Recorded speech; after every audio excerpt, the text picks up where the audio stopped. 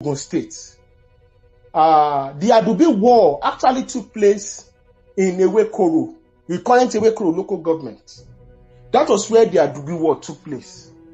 And it took place in 1918, I think between June, July. That was when this war took place.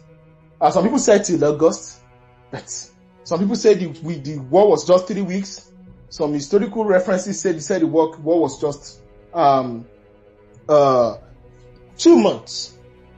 But the Adubi was the village head, like Bale of Elere. You know, that area of Elere village, if I'm right, is it Elere? I know it's going to be Elere.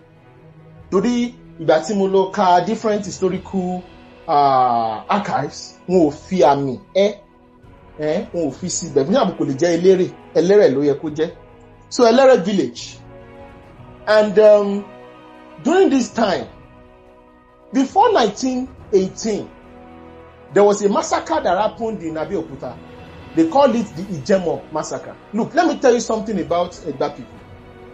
Egba people, please, I'm not insulting you. Egba people are very, very rebellious. If you want to cheat them, they will not agree with you. So they don't take nonsense.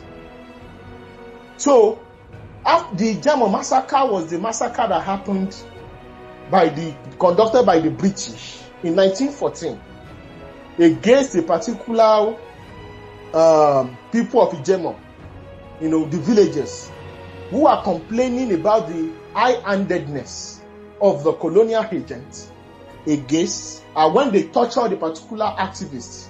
So there was one activist, I think his name is Solanpe, who was of Egba origin, who was an activist. So the issue of activism did not start in 2024 or 1999. Yoruba people are known activists.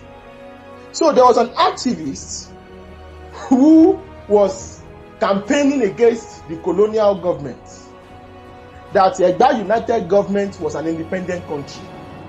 So why should the British be imposing free labor, hard labor, and all those things on the Egba government and be controlling the government? So what happened was that this particular activist was arrested and tortured to death.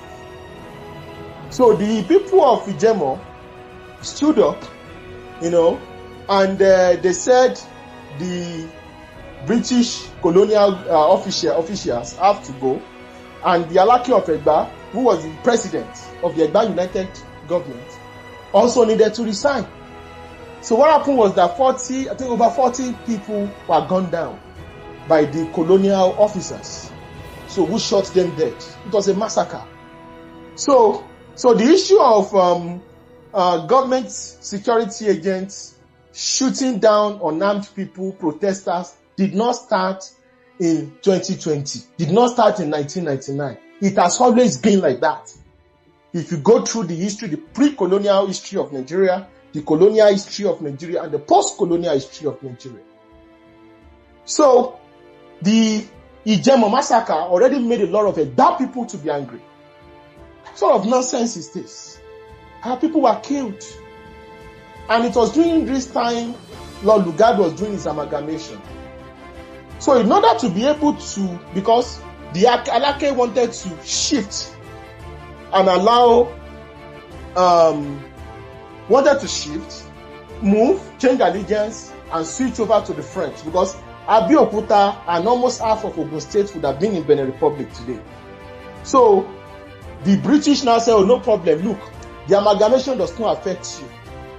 You are still going to have your own complete autonomy outside the rest of the other Yoruba people and the rest of Nigeria. So that was the kind of agreement they had. So the 1914 to 1918 war, of the world wars that happened, made British broke. Because let me tell you something about British Empire. The British Empire was an exploitative and extractive empire. So what in empire building and in colonialism, it is not fun.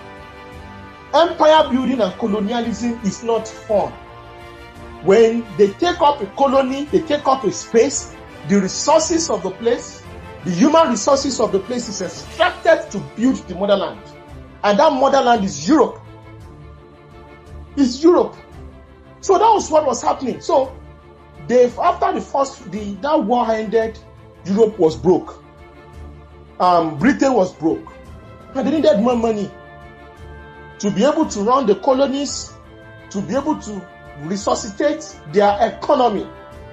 So what they did was they now imposed direct taxes on the people of Egba.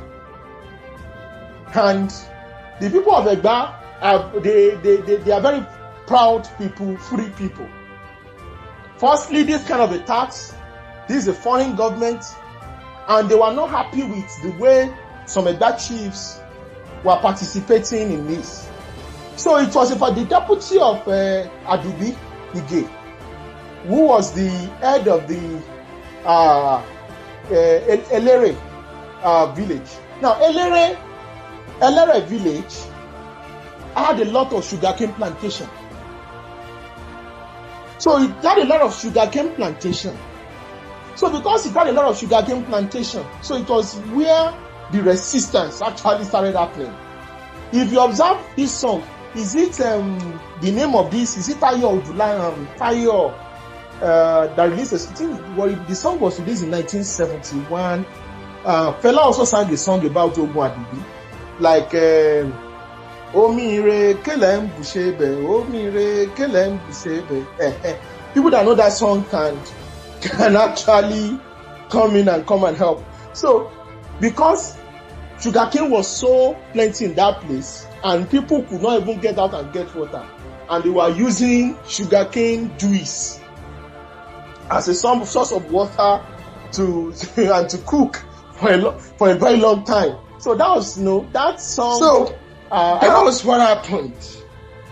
So the deputy of Ige Adubi, who was Molashi, was the one who overheard the plans of the British to impose, because the British wanted to do it indirectly.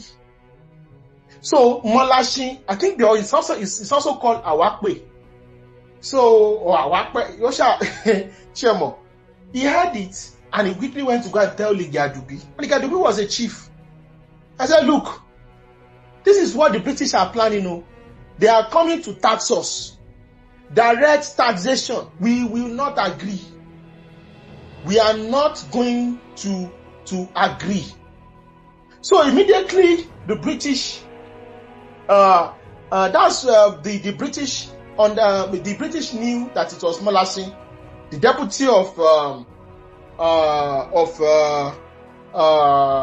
Ige was the one that went to go and unveil their plans.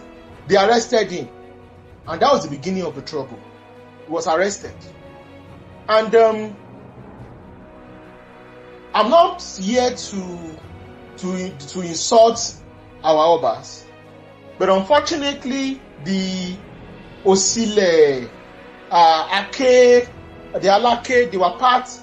They were working together with the British, and the Egba people stood up, and they started revolting. And they were able to raise an army of close to 30,000 soldiers. There was a particular book, there was a particular newspaper called the Lagos News Standard. Is it Lagos News Standard or Lagos Standard News? It's Lagos News Standard that was published in 1918. It was that newspaper. Unfortunately, I cannot be putting things, I would have been, yes, it was a video, I would have been making a display on, on PowerPoint or projector for people to actually see a lot of these historical records. Was one who gave the description of the Egba army that organized themselves and declared. Firstly, they declared independence.